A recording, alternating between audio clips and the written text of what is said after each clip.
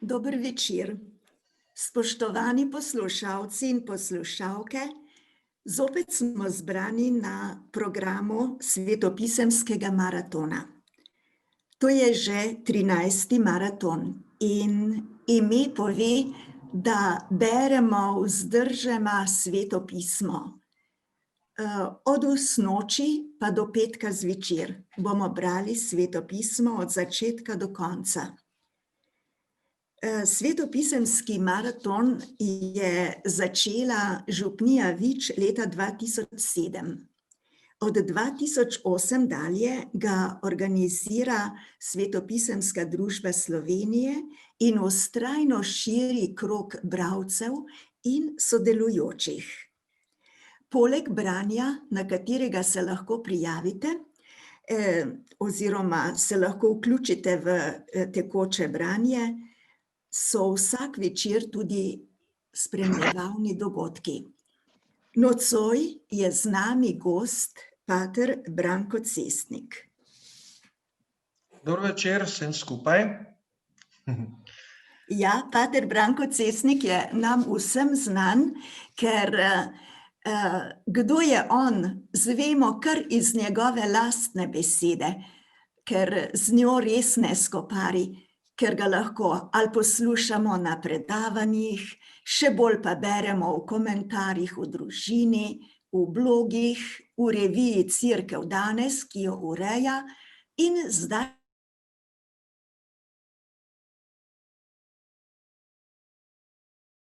je leta 2019 in je tema nocojšnjega večera. Drugi roman z naslovom Šesti pečat je tudi že napisan.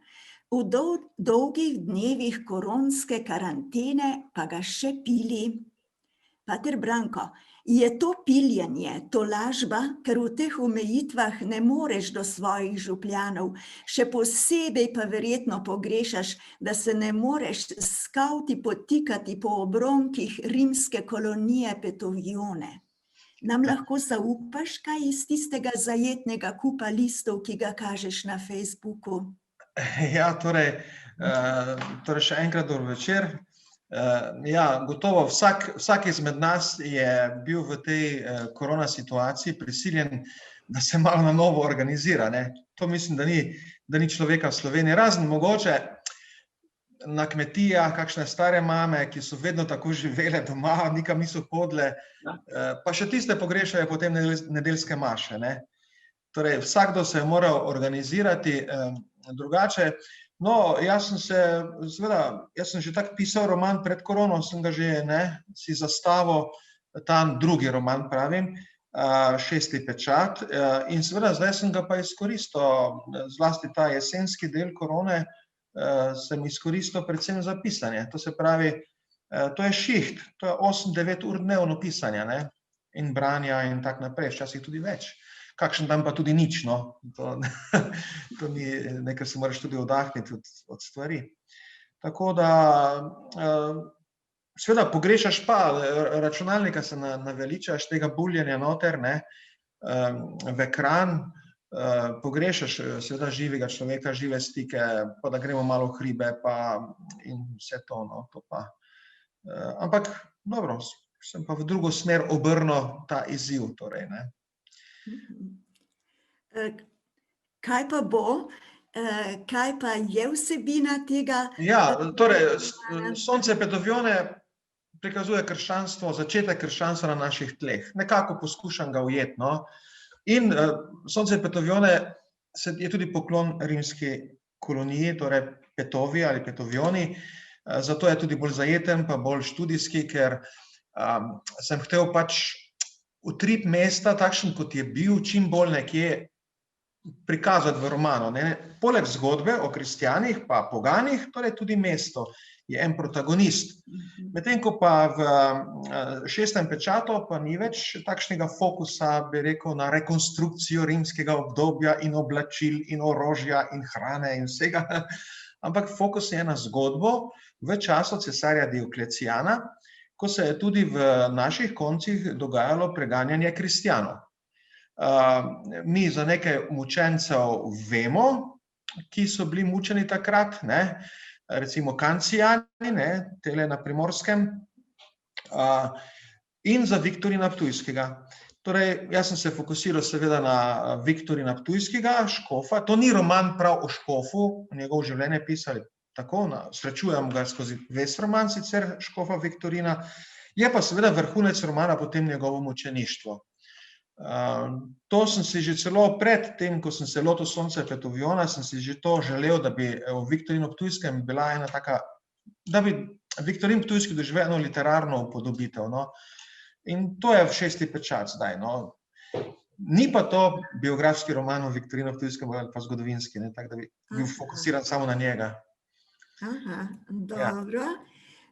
No, zdaj se bomo pa ustavili ob Soncu Petovione in bi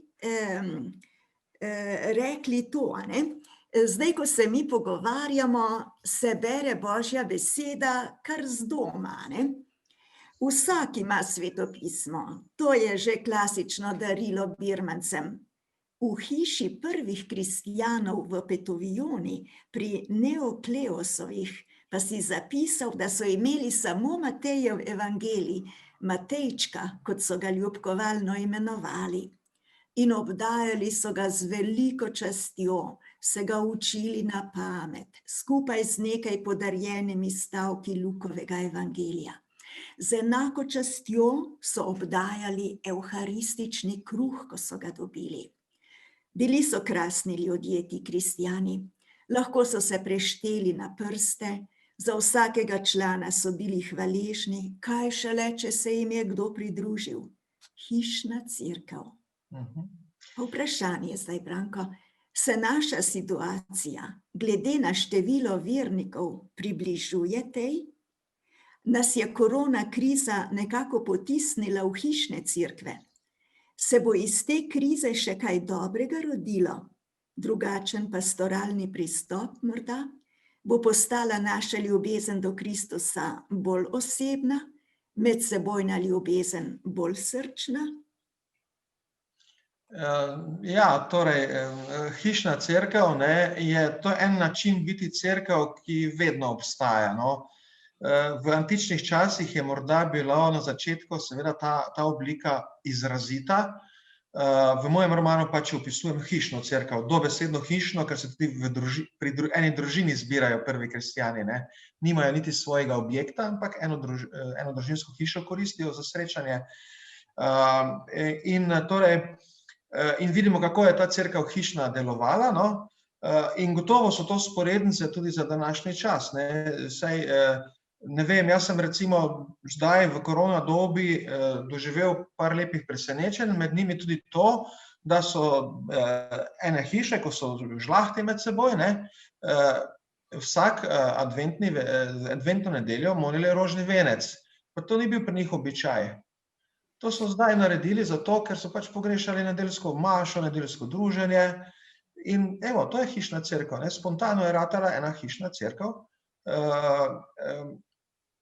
ko je morda že v svoj čas, že dolgo ni bilo kaj takega pri njih doma, da bi spontano molili, ne.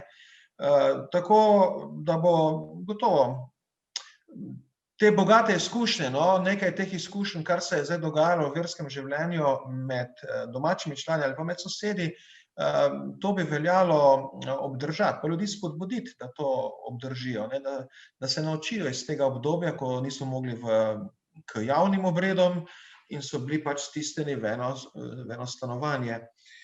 Drugače pa cerkev kot taka ima vedno več teh modusov bivanja, ne. Mi smo pač vajeni zdaj dveh velikih modusov bili v zadnjih 2 stoletjih.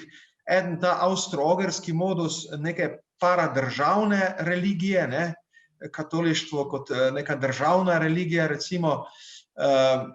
Potem smo bili vajeni komunizma in komunističnega, torej zatiranja krščanstva, kakor je katerih deželi pač bilo. Tudi pri nas se torej pravice kristjanov so se zatirale, ne, niso v skladu s tem, kar danes razumemo človekove pravice, ampak je cerkev spet našla en svoj modus preživetja in tudi okrepitve celo, ne, v času komunizma. imamo recimo v 70-ih en festival novih maš. Toliko duhovnih poklicev je bilo, potem pa več ne.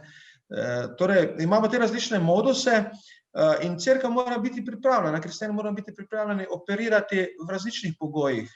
En izmed teh pogojev, ki se zdaj pokazal, je tudi epidemija. In mi moramo biti cerkev tudi v času epidemije. No in v tem času epidemije v ospredje pač pride ta, če ni evharistije, pa pride bolj v ospredje Božja beseda. Branje svetega pisma, premišljevanje ali pa družinska molitev rožnega venca, recimo, kot sem že povedal. Tako da mislim, jaz ne bi tako zelo katastrofično risal stanja cerkve zdaj med korona krizo, ko včasih med duhovniki, ko se dobimo, je neki katastrofizem navzoč. Sem zadnjič tudi bil na enem Zoomu duhovniškem, pa sem rekel, torej, Božje kraljestvo je večje od tvoje pastoralne statistike, dragi župnik.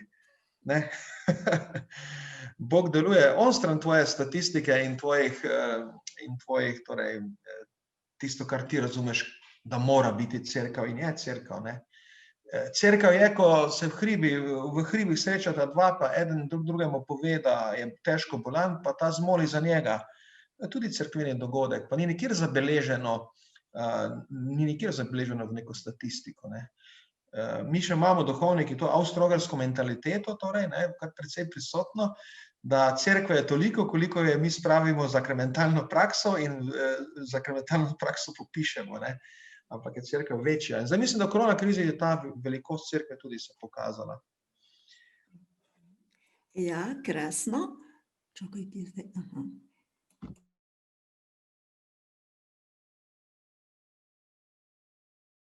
Hvala za odgovor. Zdaj se spet povrnemo v to drugo stoletje, tam konec drugega stoletja. No, in tam kristjane pripelješ na prizorišče, ko množica vojakov v stiski moli vsak k svojemu Bogu. Opišeš jih takole: niso vzdihovali ne k nebu, ne k podzemlju. Skupaj so stali molče in ošabno, kot atenski stebri so stali in se ozirali na pretežno klečečo množico, ki je od tisočih molitev šumela kot čebelji panj. Leontit je vedel, kdo so. Duhovni sovražniki Rima so, brezbožneži so, ki cesarju s pobožnim poklonom nikakor ne počastijo. Fulminatini čudaki, kristjani. Proti koncu romana se pod krinko oznake brezbožneži in namišljenih očitkov o njihovih grozodejstvih proti njim zažene član druge verske skupine, ki pa je imela okrvavljene roke. Vprašanje za tebe: po čem smo kristjani prepoznavni danes? Ali naj bi bili prepoznavni? S čim izzivamo, kajti vsake toliko časa smo tarče napadov? No, vse to, torej, tako kot si prebrala, torej, kristjani so bili izpostavljeni takoj od začetka. V rimskem sistemu niso dobili statusa legalne religije, oni so bili religio illicita. Recimo judovstvo je bilo legalna religija, bil monoteizem, ampak Rim je judovstvo priznal kot legalno religijo. Torej, so imeli versko svobodo, tempelj, avtonomijo, in Rimljani so spoštovali torej judovski monoteizem. Zelo. Potem so prišli upori in je prišlo do drugih stvari. Medtem ko pa krščanskega monoteizma, pa zanimivo, od vsega začetka niso sprejeli. Zdaj so razne zanimive stvari, ko to brskaš, tudi zelo učenih poznavalcev, strokovnjakov za zgodovino krščanstva v Rimskem cesarstvu. Razne teorije se pojavljajo. Torej, da bi že cesar Tiberij, se pravi par let po Kristusovi smrti, že preučeval fenomen krščanstva, da bi morda bil celo pripravljen ga odobriti, torej kot še ena religija, religio licita, ena dovoljena religija, ampak potem do tega ni prišlo, ali zaradi kakih spletk, ali zaradi tega, ker je potem on umrl. Eni govorijo, da je potem judovstvo pritisnilo, no, češ, če boste pa njih priznali, pa nas prizadenete, ne. To je tisto obdobje, ko se tudi domneva, ali pa to je neka pseudoteorija, da sta si Seneca in apostol Pavel pisala, se so obstajala potem pisma, ne, med Pavlom in Seneco, tem rimskim filozofom. Skratka, krščanstvo ni bilo sprejeto in potem je bilo 300 let, slabih 300 let, no, v situaciji, ko je bilo, pa ni bilo. Ko je lahko vsak rekel, da so brezbožneži in je šel tožiti, ne.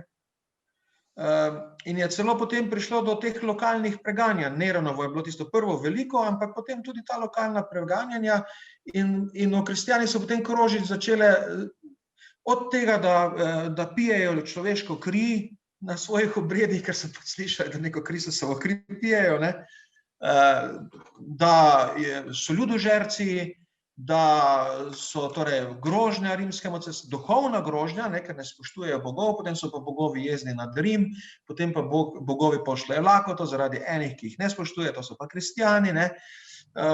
Tako da je potem vedno bilo proti njim nekaj v zraku, neko javno mnenje, ki jih je obtoževalo česa ali pa jim grozilo. Ampak obenem pa moramo vedeti, da je tudi v času rimskega cesarstva bilo relativno veliko časa, ko so imeli kristjani mir. Ne? In to mi morda v naši mitologiji rimskega cesarstva kot preganjalca kristjanov pozabljamo. In kar naprej rišemo rimsko obdobje kot obdobje preganjanja, ne? Pa je večinoma rimskega obdobja bilo mir za kristjane.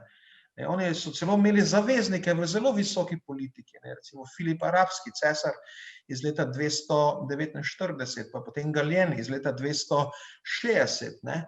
To so bili praktično zavezniki, zaščitniki kristjanov, tudi sam Komod, ne, tale negativec iz filma Gladiator, v njegovem času se ni kristjanov preganjalo. On jih je zaščitil, pa je bil res malo čuden, drugače. Ampak je imel do kristjanov neko drugo držo, za razliko od njegovega očeta Marka Aurelija, ki je bil slavni filozof in veliki cesar, ne, je ta Komod vendarle kristjane ščitil. Torej, tako tudi v današnjem času moraš gledati, saj po eni strani smo res, bomo ves čas nekaj napadani, pa ves čas bo kdo kaj proti nam govoril, pa si izmišljeval, ne, in bomo šli na živce, ampak ogromno ljudi pa bo tudi nas tiho sprejemalo. Ne, nas tiho občudovalo. Tako je bilo v tej antičnem času. Tako, jaz tudi to v romanu prikažem, v bistvu. Jaz sem v romanu tehtal v tem v Soncu Petovione, ali naj vključim eno mučeništvo ali ne, na koncu romana, ne. Da enega kristjana pač lovijo, sodijo in ubijajo. In sem se načrtno, namensko odločil, da ni poglavja o mučeništvu. Ravno zato, da je pokazal, da so znala biti obdobja miru, in da so se znali najti med pogani v politiki in drugače, poslovni partnerji, itd., ne, kristjani so bili vpeti v življenje, ljudje, ki so jih ščitili. Tako da imamo v mojem romanu potem prizor, ko poskušajo proti kristjanom narediti eno spletko v mestnem svetu, ne, torej tale Ordo Decuriorum Poetovionensis, ne, torej ptujski mestni svet, ne, poskušajo narediti spletko. V bistvu potem ravno ta Leontit, ki sicer ni bil ful navdušen nad kristjani, on zaščiti kristjane, ne. Zaščiti jih kot en udbovec, v bistvu, ne, ker zagrozi s tajnimi podatki, ki bo jih dal ven o drugih politikih, če se bo kristjanom kaj zgodilo, ne. Čisto udbovsko zrihta stvari, ampak jih zaščiti, ne. Mislim, prikazal malo tega duha, tega ugleda, ki so ga kristjani uživali v svoji okolici, zaradi tega, ker so bili dobri sosedje, dobri prijatelji. Davke so plačevali, niso varali v trgovini, ne. V času kuge so bili tam in so stregli bolnikom, niso bežali. Ne, ravno ta vprašanje kuge, ker sem se za kugo malo tudi odprem roman, ne, torej, to vprašanje sem še posebej hotel izpostaviti v romanu, ker je tudi zgodovinsko, torej, zgodovinarji pravijo, ne, da po vsaki veliki kugi v antiki se je krščanstvo okrepilo. Ne, to je en fenomen. In ravno v tistem obdobju, ko se dogaja Sonce Petovione, to je eno obdobje po eni veliki kugi, Ne, v tistem obdobju se je krščanstvo okrepilo. Pa potem še za časa Ciprijana, ta znamenita Ciprijanova kuga se je spet okrepilo. Ne. Zato, ker kristjani so bili z bolniki. Ne. Niso bili tako panični. Kuge si tudi niso razlagali praznoversko, bolj racionalno.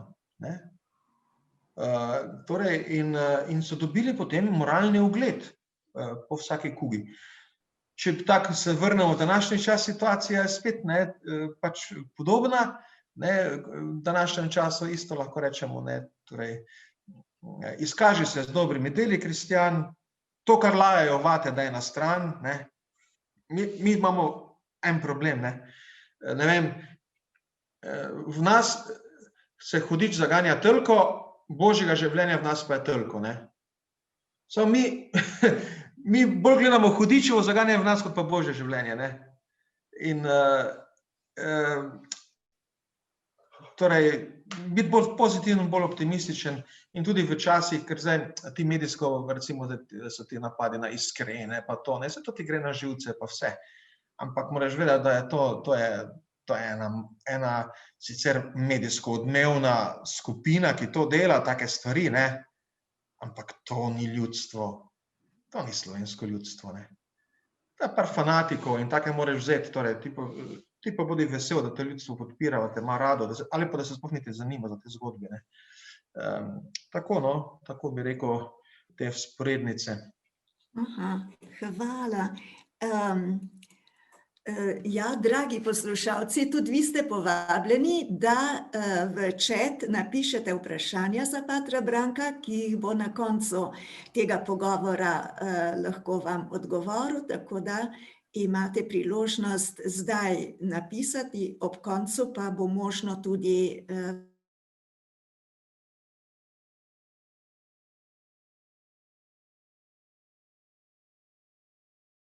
moje vprašanje, oziroma ki me je pritegnila kot zelo močen prizor, pa je ta, ki se dogaja z Leontidom. No, drugače je v romanu veliko dragocenih stvari, ki bi jih bilo tudi vredno se dotakniti, recimo soočanja med rimskimi bogovi in Kristusom, pa o mitraizmu, pa pobožanstvenju cesarjev, pa na primer o konjskih dirkah kot politični tekmi, pa o sektah znotraj krščanstva, o gledanju na sužnje v mitraizmu in krščanstvu. Ampak ta tematika lahko počaka na kakšen drugi pogovor. Bolj bi se posvetili oni temi, ki je Leontida preganjala.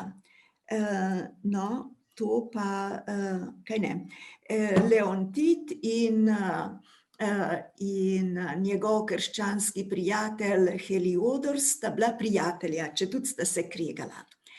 No, Heliodor je krasen lik trgovca, poštenega, sposobnega trgovca s svilo, sijajnega družinskega moža in očeta, vdovca zdaj. No, Leontid je pa tudi krasen lik in ima ob sebi tudi krasno ženo in zdaj bi on po slavni vojaški preteklosti lahko užival pokoj, pa ga začenjajo preganjati furije. Žena potoži prav Heliodorju: ni samo vino, ki govori iz njega, trupla so, trupla, ki hodijo za njim, ona iz bitk in ko so požigali germanske vasi. Preganjan od furij, te so predstavljene v knjigi genialno, torej preganjan od furij se odpravi na kraj zločina, čeprav je bilo to za njega nevarno, a ne, prav na kraj tistih, ki jih je pobijal. In tam je prijatelju Heliodorju izpovedal strašno zgodbo, ko se je po zmagi nad Kvadi proti svoji volji vdal ukazu visokega cesarjevega sodelavca, naj pobijejo žene, starčke in otroke. Prizor je podoben tistemu iz Možinovega slovenskega razkola, ko mlad partizanski poveljnik počne grozodejstva nad Romi in duhovniki. Leontid je moral izpovedati Heliodorju svojo grozo in spoštljivo pokopati razmetane kosti skupaj z njim. Šele po tej in ponovni izpovedi ter kesanju zaradi prijateljeve smrti najde mir.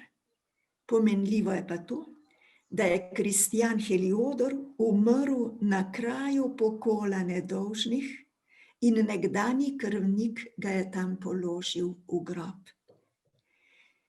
Je to vzporednica z našo slovensko preteklostjo? Ja, Kaj še manjka slovenski inačici? ja, gotovo je to. Pač je pa to, to je na zgodovinskih dejstvih, torej, da so, se pravi, leta 178, 179 so na današnjem Slovaškem in Moravskem potekale torej te zaključne operacije v teh markomanskih vojnah. In ravno to pleme Kvadov, ne, to so bili v bistvu Germani, ki so živeli tu severno od Budimpešte na Slovaškem, ne, in so bili ti v bistvu našemu teritoriju najbližje germansko pleme, in ko so prihajali ropat, so v glavnem prišli Kvadi k nam ropat, ne, tile strašni Kvadi. No, in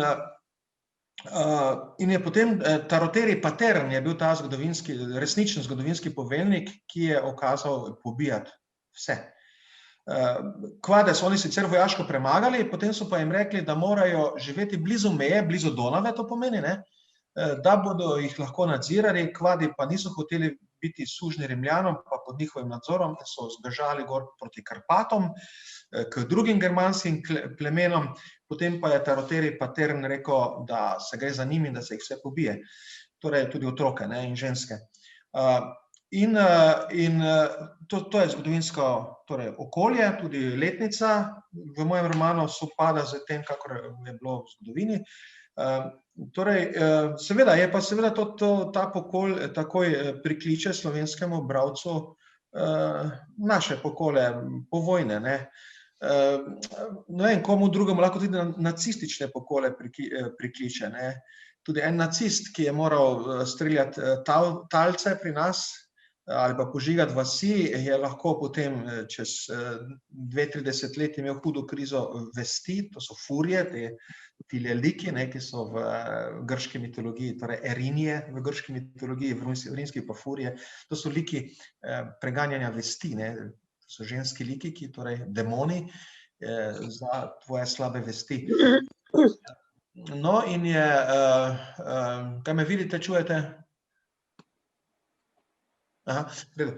Torej, in je potem gotovo, ne, tisto, saj to je tudi pri Rimljanih bilo, pa pri vseh ljudstvih, da je treba človeka dostojno pokopati, da imaš mir, ne. Dostojen pogreb pomeni nekako se tudi posloviti od človeka, in tisto, kar je bilo slabo, nekako je to neke vrste sprava z njim, ne, to zaključna sprava. In če ni dostojnega pogreba, te to lovi. Jaz sem potem to vprašanje pogreba prav študiral, kako so to recimo razumeli Germani, pa kako Rimljani.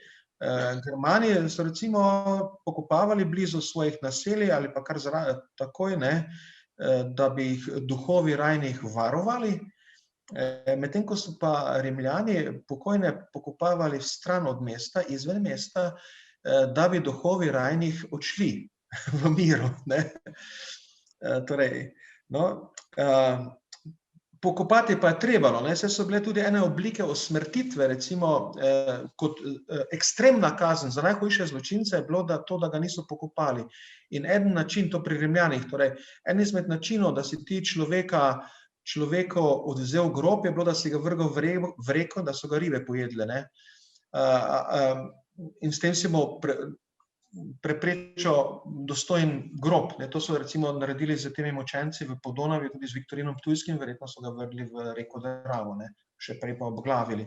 Torej, da so te kaznovali z odvzemom groba, kot dodatna neka nadnaravna kazen. Zanimive stvari sem tu našel, no, tudi take stvari, zakaj so Rimljani so potem zavezali oči tem ljudem, ki so jih vrgli v reko. Zakaj so jim zavezali oči? Oni so to imeli, to je bilo verskega pomena, zavezati oči talcu, ne, ali pa zato, da so ti odvzeli dnevno svetlobo. Zdaj več nimaš sonca in nisi deležen milosti ali pa pomoči bogov, ki so v svetlobi, ne. In potem bomo vrgli v reko, ne boš imel groba, ampak te bodo požrle zveri oziroma ribe. No, to vprašanje groba sem jaz potem seveda odprl proti koncu romana, bi rekel tako čisto klasično, da enemu se vendarle vest prebudi in vendarle hoče opraviti pogreb, ki ga takrat ni, ne, ko je bil kot mlad oficir tam in je vodil ene poboje. Seveda, za slovensko je stvar podobna, torej dokler ni dostojnega pokopa, pač mrliči hodijo za teboj. In so ves čas neke furije, neki demoni slabe vesti, ki vladajo v ljudeh ali pa v celotni družbi in nas kar naprej držijo v neki napetosti in prestrašenosti in sovraštvu, ne. Te furije bi lahko bile tudi ena izmed razlag, torej, da slovenski narod trenutno še obvladujejo furije, ne, torej, in da je to duhovno-politično stanje, ki je tako napeto, dvodelno, ki je vedno na meji sovraštva, tudi v naših političnih elitah, ne samo pri ljudeh, torej, da je to znamenje nepokopanih trupel, ne. Oziroma prihaja od tod. Nedostojno pokopanih, ne, torej, in teh je veliko, ne, veliko več, kot smo jih pač zdaj izkopali, pač veliko še jih je nepokopanih dostojno. Torej, to je gotovo ena vzporednica. Samo ne smete pa to gledati kot politično, ne, da bi jaz za to enostransko razmišljal, pač kot civilizacijsko. To je od Antigone naprej, ne, ta pripoved, ta drama, je to tako razumljeno, da pač morajo biti ljudje dostojno pokopani. Ja, hvala.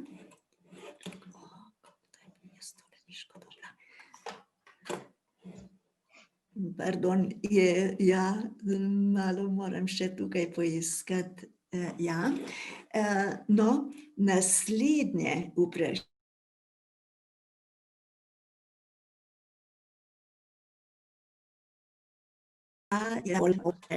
Gled teh likov, ki nastopajo v romanu Leontida in Heliodorja, smo že omenili, potem je pa tukaj še suženj Ater, afriški suženj, častilec egipčanskega boga Serapisa, vstopi v pripoved teptan v človeškem dostojanstvu, v Heliodorjevi hiši pa doživi srečo in nazadnje mu mesto dodeli svobodo za veliko dejanje požrtvovalnosti in čisto nazadnje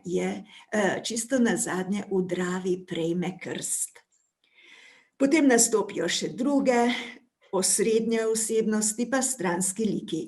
Nekateri naravnost blestijo. Tako je na primer poganski lastnik sužnje, ki postane Atrova žena, jo je takoj oddal z besedami: če imaš koga rad, ga moraš znati spustiti od sebe, ko pride čas. Pa mu je bila zelo dragocena pri strežbi bolne žene. Potem je tukaj nepozabna Heliodorjeva hči Tijana, samozavestna podjetnica, goreča vernica, še preveč, ki jo Leontidova žena Luteja občuduje, pravi takole o njej: Komoli je lepa kot sonce, preprosta kot golob. Rekla je sužnji, ko jo je prevzela, da naj se ne boji, saj sta obe enako sestri v Gospodu. Objela jo je in poljubila.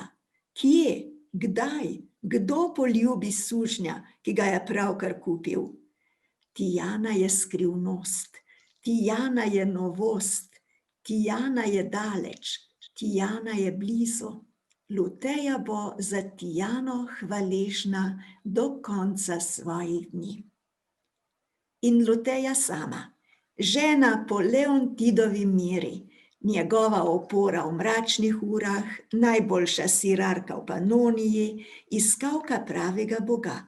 Presenetljivo dobro si ga je predstavljala, seveda, če je pa trdila: ljubezen prim, samo ljubezen svet drži skupaj.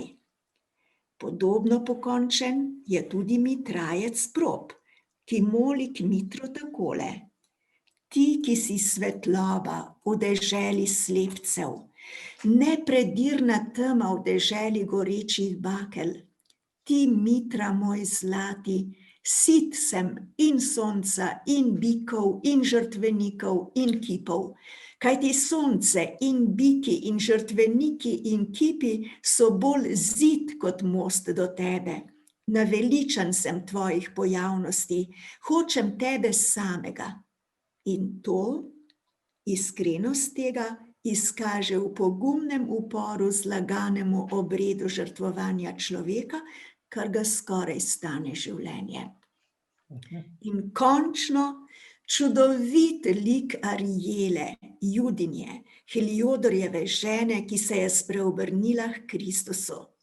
Ko je ob izbruhu kuge zbolela, se je umaknila daleč v puščavo, da ne bi okužila dragih otrok. Mož jo je po vrnitvi s trgovske poti našel mrtvo v puščavi. Nekoč mu je rekla, da če bi se okužila, bi hotela biti kot grlica, ki jo je videla, kako se je spustila z gnezda, kamor se je hotela pognati mačka. Spustila se je na tla, se delala ranjeno in se odmikala od gnezda ter vlekla mačko proč od mladičev. Kam je vlekla mačko? Je vprašal Heliodor. Nase.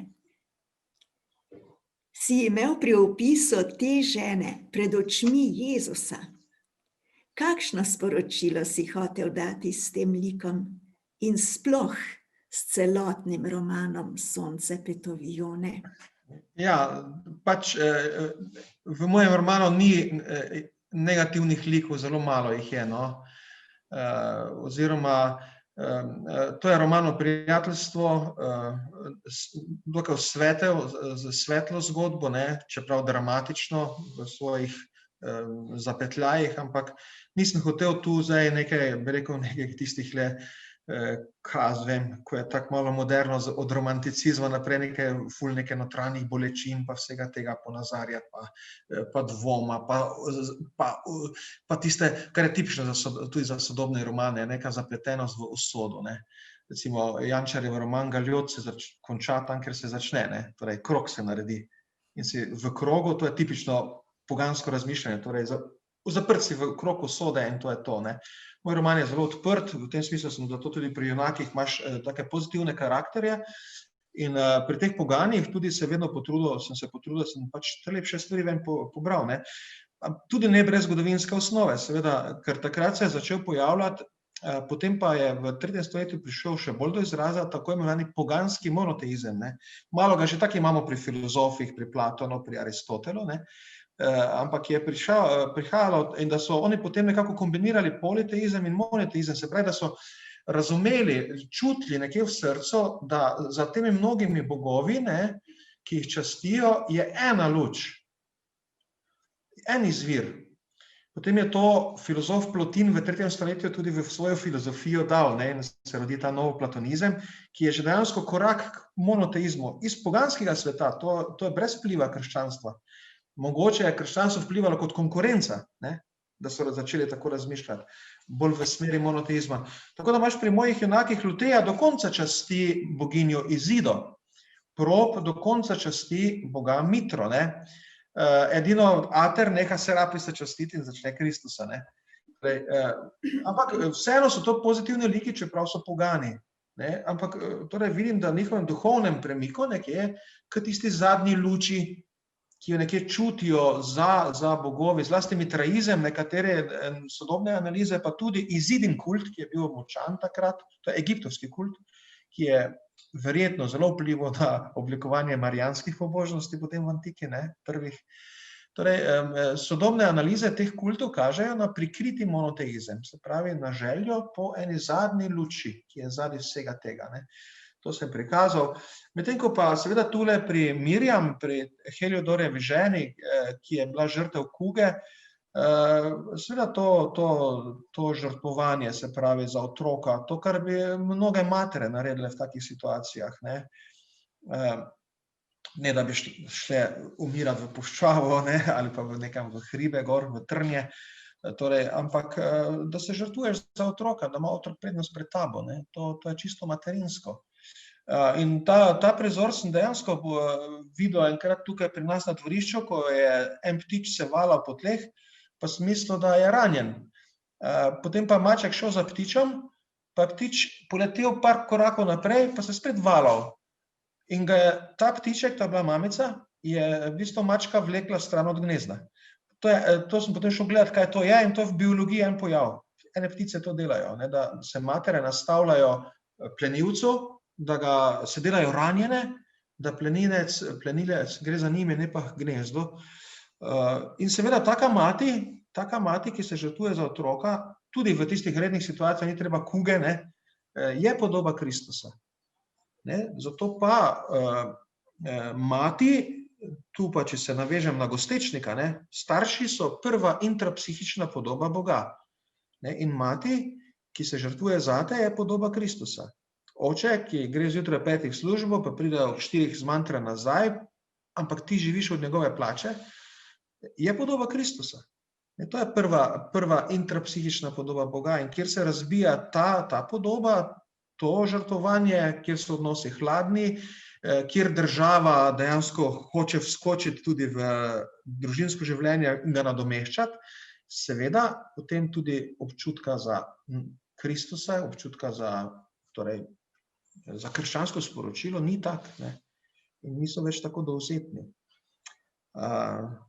To sem nekje poskušal pokazati. Seveda je pa njeno zgodbo sem pa napisal tako o tem Mirjam, da je malo problematična. To v romanu morajo biti potem malo mejne zgodbe in seveda potem se zgodi, da nekateri kristjani v njej vidijo samomorilko. V njej vidijo samomorilko in potem celo to sprožijo pred škofom, tam v Mali Aziji še takrat živijo ti Neokleosovi, v Nikomediji, sprožijo to vprašanje pred škofom in potem pride do enega spora v skupnosti, ki delno vpliva na to, da se ti odselijo od tam in pridejo na Ptuj. Ja. Ja, no, pater Branko.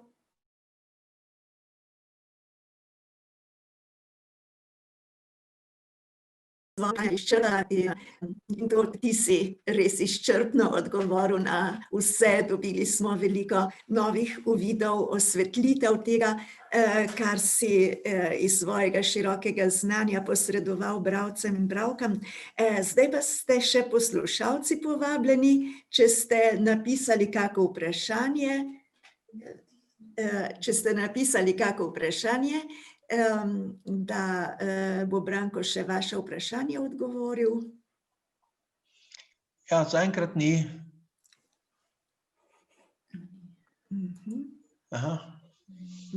Ni vprašanj? Jaz bi kar živo vprašala, če lahko. Lahko pa v živo, ja. Mene zanima, kako se sploh lotiš pisanja romana, kako to sploh izgleda. Najprej nastane neka groba zgodba, ali najprej je zbiranje nekih dejstev, ki jih rabiš v tem, ko je pač zgodovinski roman. Tako, kako sploh se lotiš pisanja enega takega romana? Ja, no, to recimo, to je 500 strani, no. Jaz, če bi me 4 leta nazaj vprašali, če bi napisal kdaj kakšen roman, bi rekel, ne, kaj si nor. Nisem tega imel nikoli v načrtu. Ampak potem je nekaj, bi rekel, ena stvar je, res obstaja navdih, no. Jaz sem ga doživel pod eno mogočno smreko na Konjiški gori, šel sem gor, peš, zraven sem si vzel eno zgodovinsko knjigo od Metoda Benedika in sem v tej knjigi bral pač prva poglavja, kaj mi vemo o krščanstvu na slovenskem teritoriju, še v času Rimljanov. In sem tisto prebral tam gor, sedel sem pa pod smreko, da sem malo počival, potem sem pa šel nazaj v dolino. In potem sem rekel, pa sem prebral tiste poglavja o Ptuju, pa sem rekel, ti to, kako zanimivo bi bilo to, če bi to bilo ljudem bolj pristopno. In to zdaj zgodovinar lahko napiše do sem, več pa ne, ker nima podatkov. On se striktno mora držati podatkov. Jih povezuje in naredi neke hipoteze, teze, medtem ko pa en pisatelj lahko naredi več. On krene iz podatkov in potem domišljija naredi pač naprej. In ta navdih sem dobil tam gor na Konjiški gori, to je bilo v začetku aprila 2017, in sem potem šel dol do avta, pa sem si mislil, vse do avta me bo to spustilo. Pol pa sem do avta že imel trilogijo v glavi, prihod kristjanov, ki se zaključi s krstom v Dravi, prvi del, drugi del preganjanje kristjanov za časa Viktorina Ptujskega in tretji del veliki razkol, ki se zgodi Kaj, zdaj mi boš tudi kaj naruval, kaj? Neka družina noter prišla.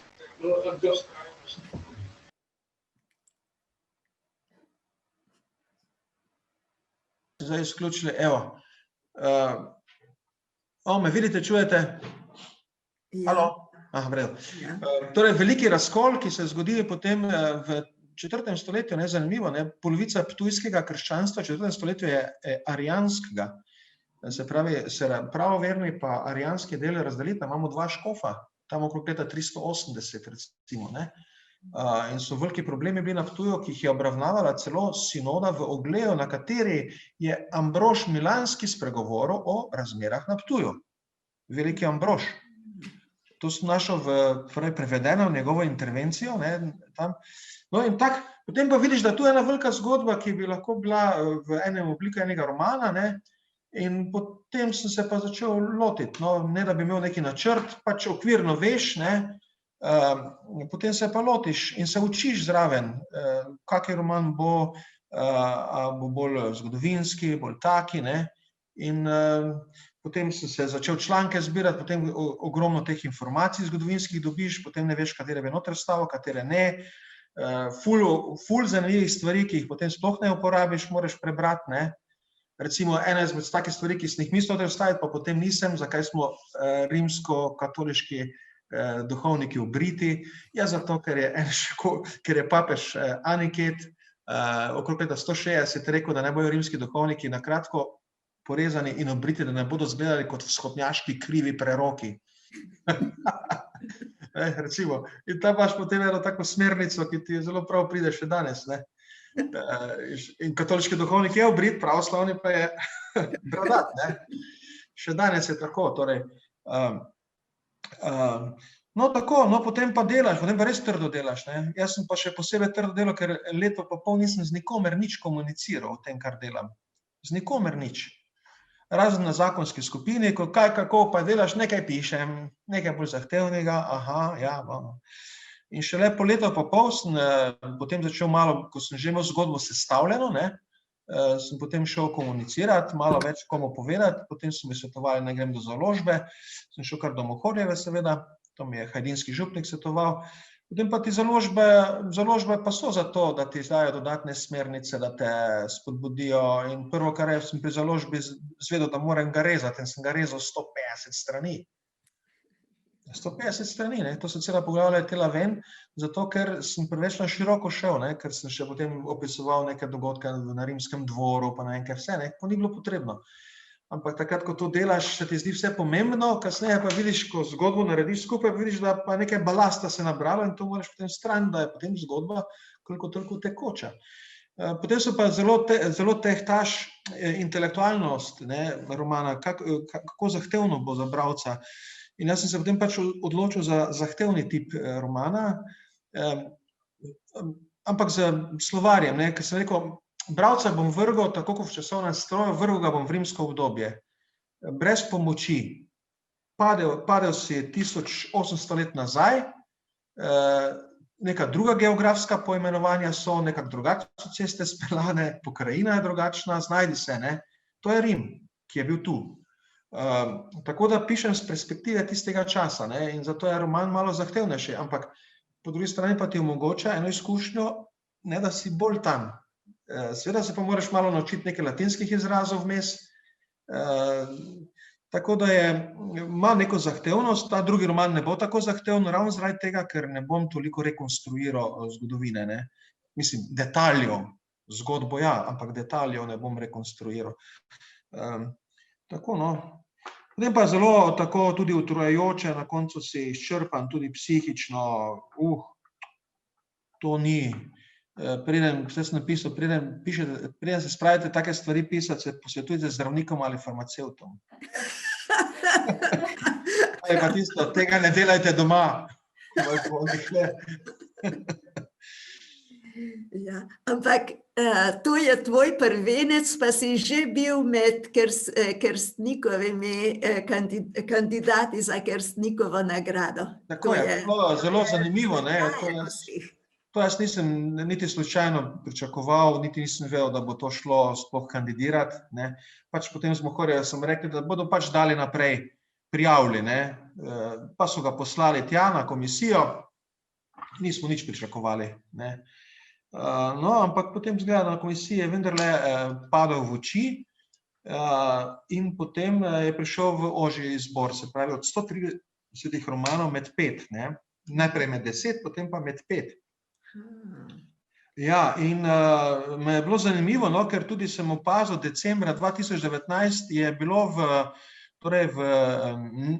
v laičnem, nekrščanskem svetu več, ali so bili prvi medijski odzivi na roman, še preden so katoliški mediji sploh zakapirali, da roman je zunaj, ne.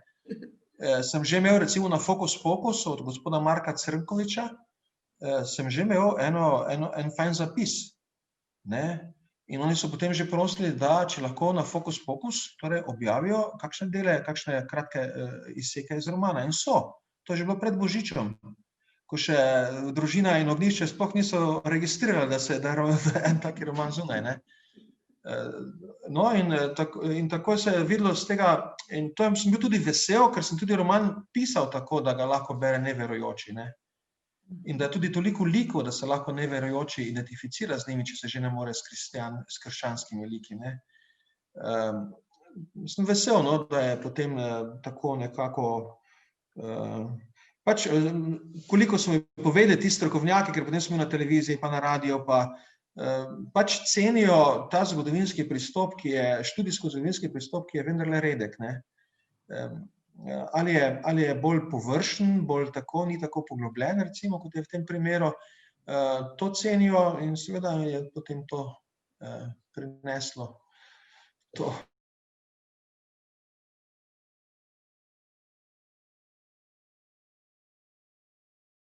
Seveda tudi tak zelo zajeten ščepec onega tako humorja, ker so marsikateri prizori, opisi oseb, dogodki taki, da se človek zraven smeji.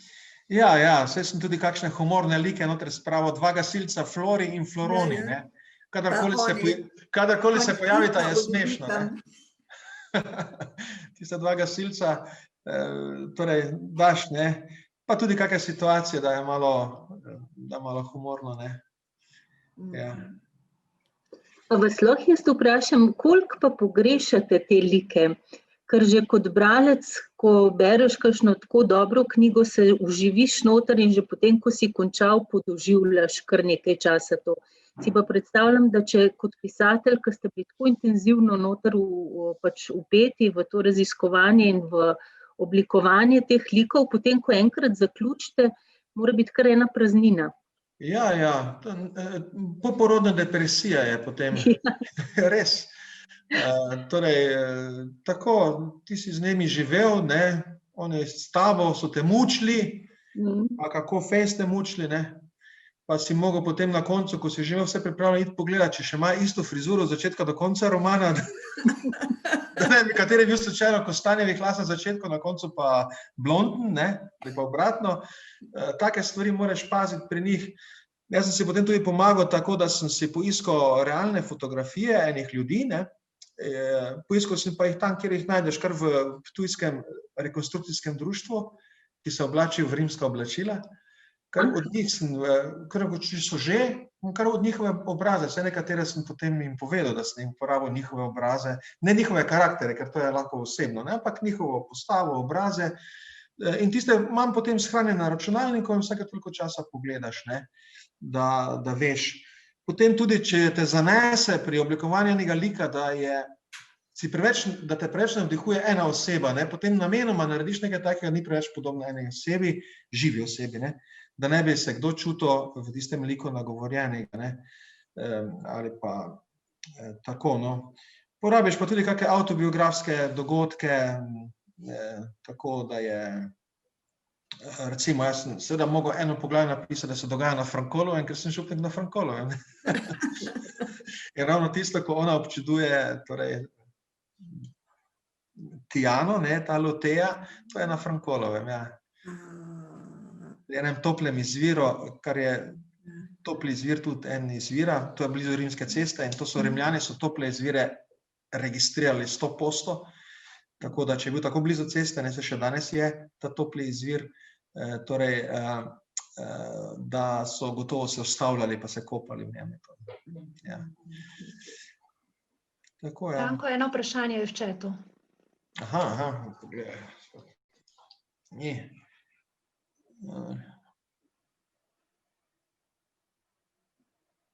Ja, če lahko pričakujemo nadaljevanje romana, zdi se skoraj nedokončan, na koncu najdejo dolgo izgubljenega otroka, ja. Gotovo, ne, saj roman se konča v reki, ne, so krščeni, na koncu zadnji stavek je v bistvu Drava, ki teče, ne. Torej gre življenje naprej, zgodbe se še bodo zapletale in zapletale, ampak seveda je pa ena zgodba, ki je dokaj dramatična, ukradeni otrok, ki je bil v Bizancu ukraden, ko je bil star 4 leta in potem ga skozi celi roman malo iščejo, pač tile Neokleosovi, ne, in na koncu ga najdejo, ampak je nedostopen, ker je izven Rimskega cesarstva pa še gladiator je, ulični gladiator. In tam ostane, ne, zgodba. Tako da v bistvu sem ravno glede tega, to je Simon, torej ta ukradeni otrok Simon, ravno glede tega otroka oziroma tega sem dobil več spodbud, da bi to kot ena samostojna zgodba nastala, ne. In tudi založba se je zdaj zagrela za to, da bi prav Sonce Petoviona imela eno tako vzporednico oziroma eno nadaljevanje skoncentrirano na to zgodbo tega ukradenega otroka, ki bi lahko bilo krajše pa bolj poljudno napisano, ne. Torej, je tudi možno, ne, da bomo to naredili. Saj bomo baje živeli 120 let, pa bo cajt pisati.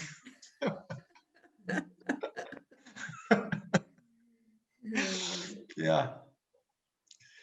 No, tako. Pa še eno je bilo.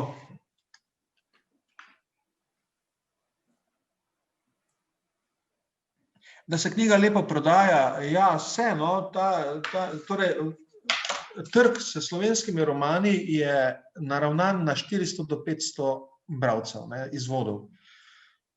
Slovenski romani izidejo v 400 izvodih običajno, ne. Zdaj, pri Mohorjevi so šli z 900 izvodi ven. Jaz ne vem, kako so to preračunali, pač tako da je prva izdaja šla v 900 izvodih, ki so potem junija pošli. In je potem že maja smo šli v ponatisk, kar sem bil zelo vesel, ker smo lahko napake odpravljali, kakšne take, ne.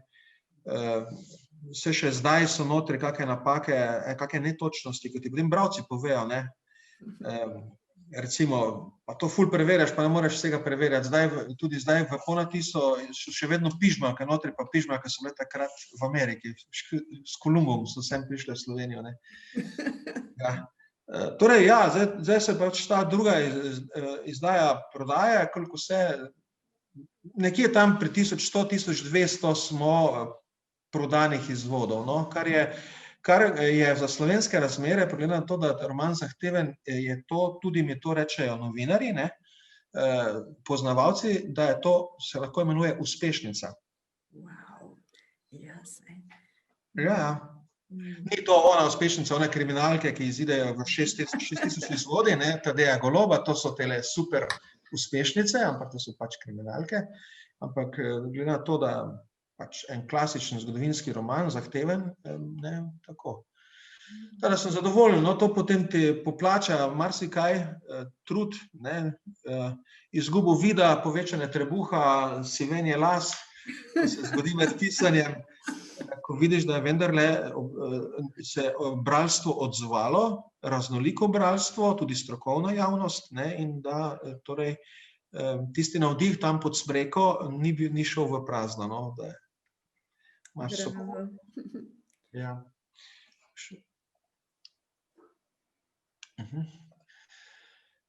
Tako, ja.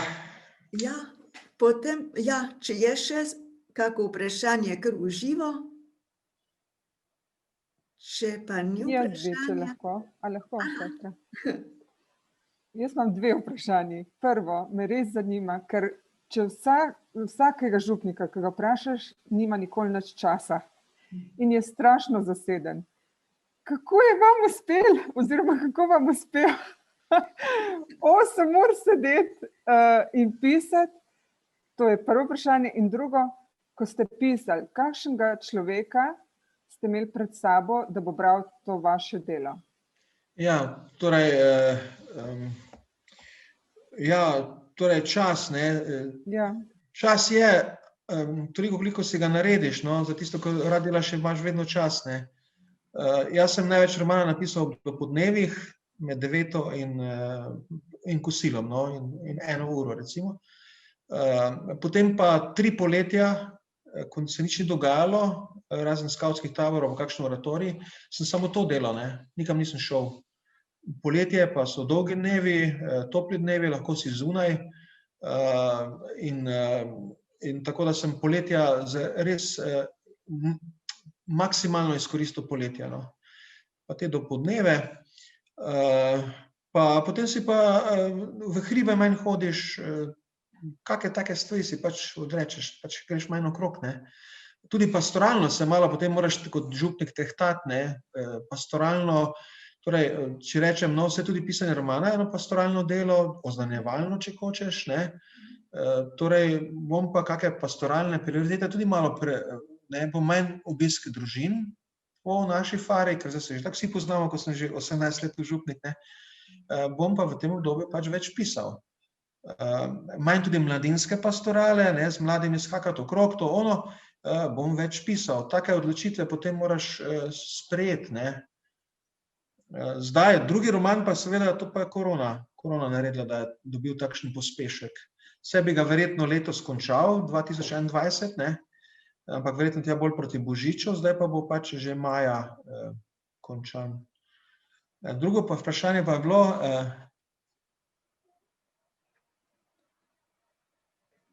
ja, Katarina, drugo vprašanje. Kakšnega človeka ste imeli pred sabo? Ja, jaz sem si predstavljal gimnazijca, ki ima malo latinščine, recimo. Klasičnega gimnazijca. Ne? Tako sem si ga predstavljal. Enega maturanta na klasični gimnaziji, ki torej ga malo žgečka zgodovina, ne, antična, malo pozna že kakšne latinske izraze, malo pa bi se jih rad še naučil, in mu tudi roman to omogoča, ne. To sem si tako predstavljal, tako svetujejo, da si moraš enega predstavljati in potem za njega pisati, ja. Ali pa študenta, recimo študenta zgodovine, ali pa študenta, ali tak nekje, ne. 1., 2. letnik, recimo, ne. Pa se vam je kakšen takšen pol tudi odzval, mu dal kakšen odmev? Ja, saj sem imel, recimo, prav na Ptuju sem en večer, sem šel na en literarni večer na Ptuj, pa sem tam srečal ene lokalne mlade zgodovinarje, ne, ki so prebrali roman. Res ene ljudi izjemno nagovori, zlasti zgodovinarje, ne, ker zgodovinar je malo zafrustriran pred pisateljem, ne. On ne sme domišljije spuščati na vse strani, ne. Jaz pa sem zafrustriran pred zgodovinarjem, ker nikoli ne bom tako natančen, kot je on, vedno bom neko napakico nekaj naredil, ne. Recimo pižmo, ki bom dal noter, ko jih takrat tu ni bilo v Evropi, te vodne podgane.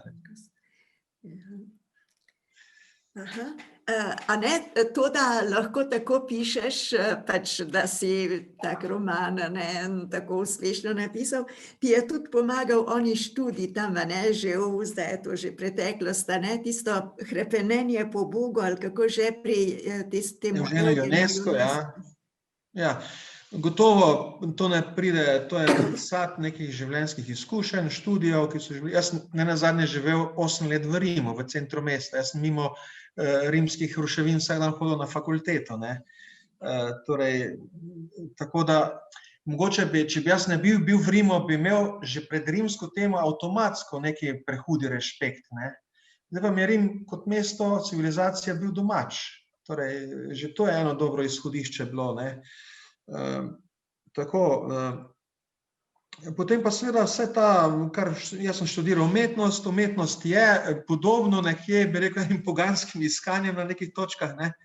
Ta moderna umetnost, recimo, tu sem tudi našel neke vzvode, ne, tako da je tako. Potem sem pa vedno imel rad literaturo pa poezijo, to sem rad bral, včasih je zapisal, ne, sicer objavljal nisem, eno kratko zgodbo sem nekoč objavil v 3. dnevu, in tako da se to leta in leta nabira v bistvu.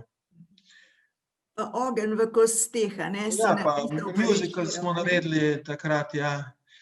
Seveda, jaz potem, malo sem štartal že okrog leta 2000 s temi pisateljskimi poskusi, ampak potem, ko sem postal župnik, pa sem obnavljal strehe več kot 10 let, torej v 16 letih smo obnovili 9 streh, zgodovinsko zaščitenih, poleg tega na 2 farnih cerkvah, ne.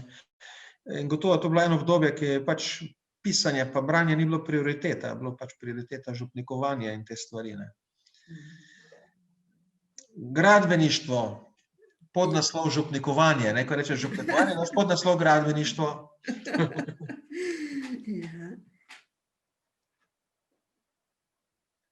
Aha, ja, to tudi, no, domiselno se dotaknete Rebulovega romana V Sibilinem vetru, ne, to je pa res. Zdaj ga imam tu nekje, zdaj se...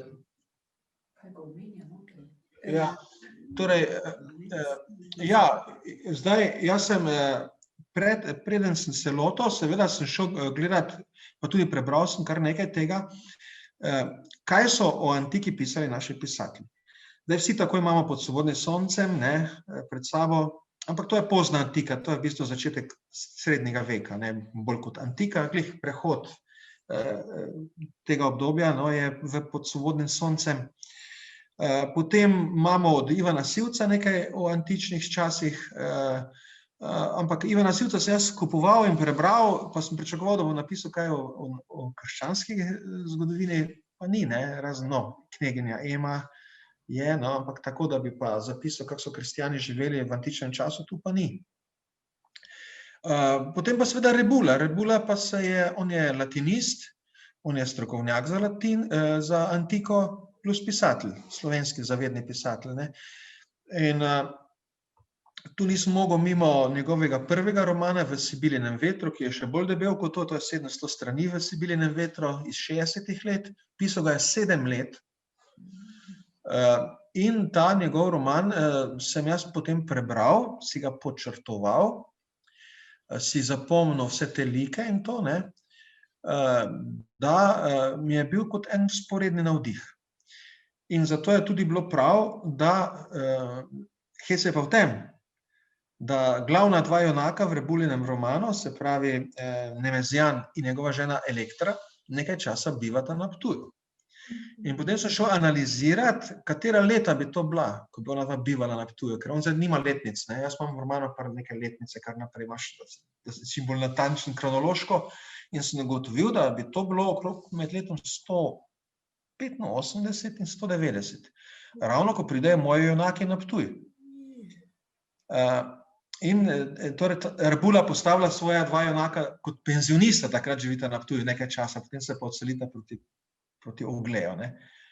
In potem sem rekel, veš, da se morajo srečati, ne. In sem tako naredil, da se že enkrat srečajo prej, čisto na začetku romana, tako zelo bežno, ne, ta Nemezijan in Heliodor, in potem pa spet na mostu čez Ptuj, na reki Dravi se srečate enega februarja in se malo dlje pogovarjata, ne. Čeprav moj junak se boji tega junaka Nemezijana, ker pravi, za njim sigurno tajne službe vohunijo, ker je enkrat poskušal rušiti rimsko oblast, oziroma je sanjal republiko namesto cesarstva, kar je res v Sibilinem vetru, ne. In sem malo opisal tudi to situacijo Udbe, ki je zalezovala Rebulo, ne. Tako da se moj junak boji tajnih služb, da ga ne zalezujejo in da bo še zdaj on nastradal in potem nimata več toliko stikov, kot bi lahko imela. Ampak nekako se poklonim Rebuli, ki je pa vmes tudi umrl, ne, to mi je kar bilo žal, Torej, veš, da bi mu poslali roman, ne, in tako, ampak je potem on umrl pred zaključkom mojega romana, no. Dobro, zdaj pa mogoče res zdaj ni več kakega vprašanja. Tudi smo se kar lep čas, kaj ne, družili, veliko koristnega in tudi zabavnega, poučnega, ja, vsestransko koristnega smo slišali. Tako da se, pater Branko, zelo zahvaljujem za to, da si se odzval temu pogovoru. Je še kakšno vprašanje slučajno? Ja, tu sem dobil, roman se lahko pošlje Rebulovi ženi. Saj verjetno je založba poslala, ne, saj ona dva sta, on je tu v Celjski škofiji na koncu živel, ne. No, fajn, še za to informacijo, ja. No, torej nadaljujem svojo zahvalo tudi v imenu poslušalcev in poslušalk, ker je bilo res zelo zanimivo in vsestransko koristno. Tako da res, če bo še kdaj kakšna tako prošnja, ne, lahko računamo nate, si res pripravljen priti in deliti svoje znanje, tako kot piše v knjigi Modrosti, mislim, ja, brez zahrbtnega namena sem se naučil modrosti, brez zavisti jo delim. To je zelo lepa, ne, lastnost, tako da res najlepša hvala. Vse poslušalce pa vabim še k temu, še da se udeležite večera jutri, ko bo pa gost Goran Macura, ki je v svojem življenju preživel težke čase, od otroštva naprej, preko droge, zapora, pa ga je Bog iz vsega tega rešil in je zdaj resnično osvobojen človek, tako da ste povabljeni na to. Povabljeni ste pa tudi na to, da si na spletni strani maratona poiščete gumb Daruj, zato ker letos, ne, je bilo veliko tega tehničnega dela zaradi pač nemožnosti v živo izvesti maraton, je bilo potrebno, da je veliko ljudi posvetilo veliko časa tem tehničnim urejanjem, tako da če boste kakšen dar mogli prispevati za te stroške, vam bomo za vsak dar zelo hvaležni.